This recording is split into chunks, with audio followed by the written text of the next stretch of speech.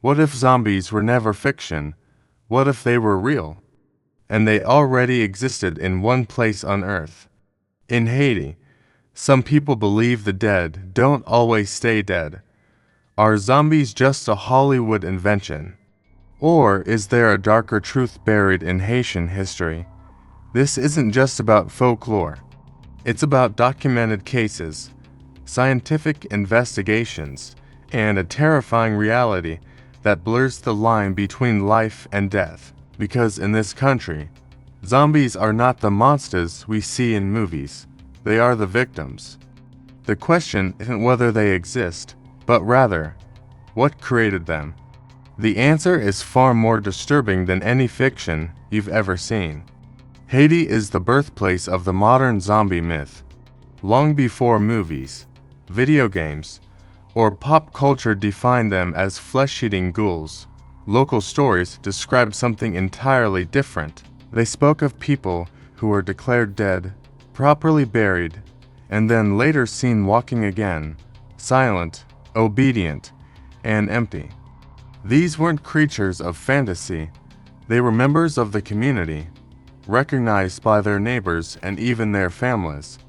This deeply unsettling belief comes from voodoo, a complex spiritual system that is woven into the very fabric of Haitian culture. For centuries, these tales were dismissed by the outside world as mere superstition, a frightening but harmless local legend.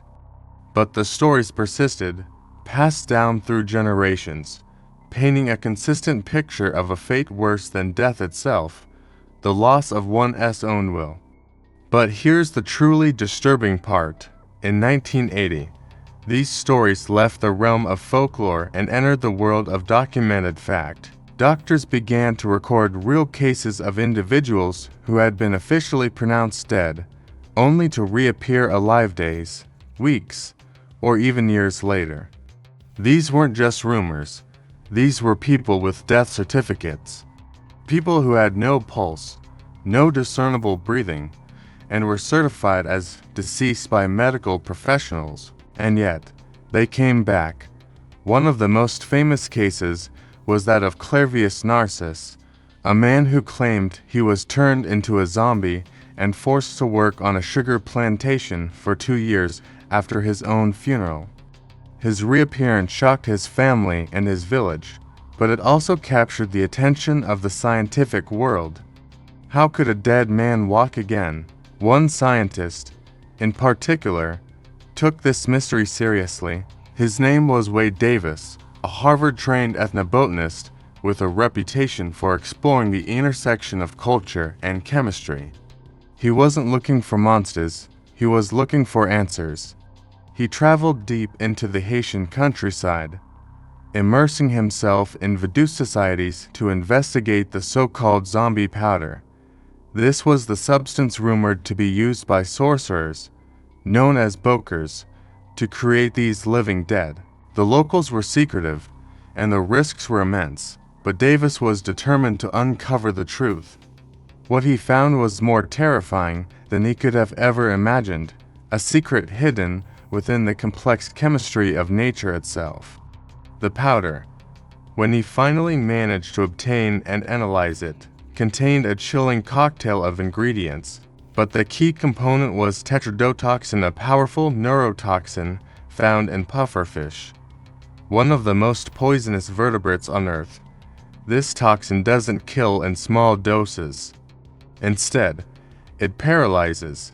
It can slow the body's metabolism to such an extreme degree that a person appears dead.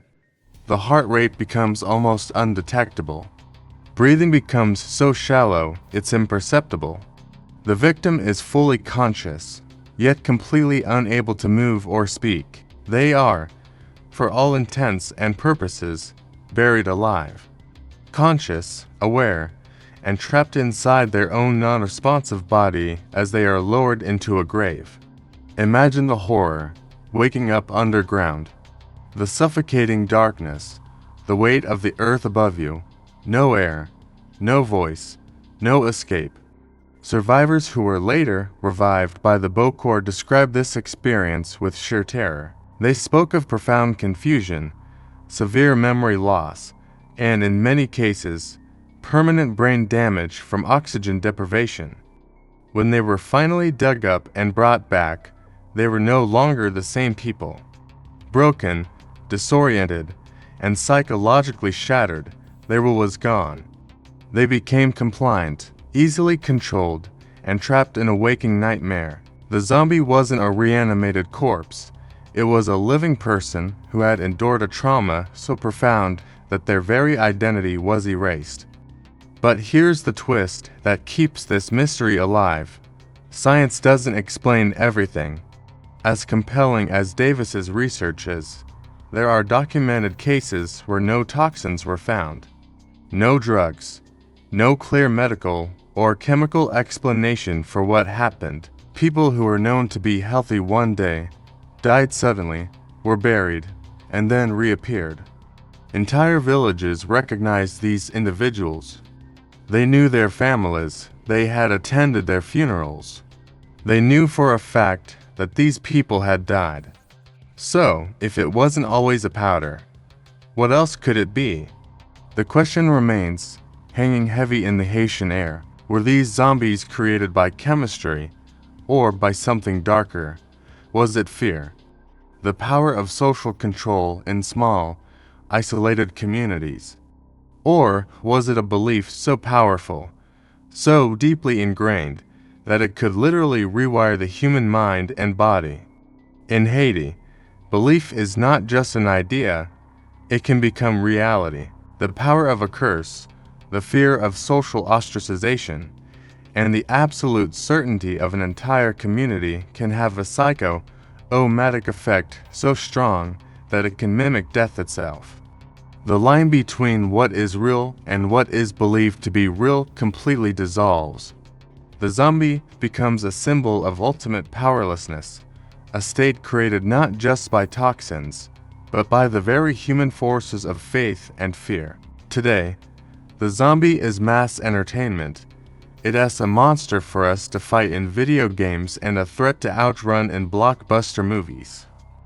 But its origin is a profound warning, a dark metaphor born from the horrors of slavery, the loss of identity, and the terror of living without free will. The original zombie wasn't a predator, it was a slave. A body without a soul, forced to toil endlessly. The real zombie is the undead monster chasing you down the street. It's a human being who has lost their soul, their agency, their very self, while still being alive. This is the true horror that Haiti gave to the world, a horror rooted not in fantasy, but in history. So the next time you watch a zombie movie, remember this: the most terrifying zombies were never fiction, they were real people. They were victims of a fate far worse than a simple death. If you want more true stories where myth, history, and science collide, subscribe now. Because some legends are closer to reality than we think.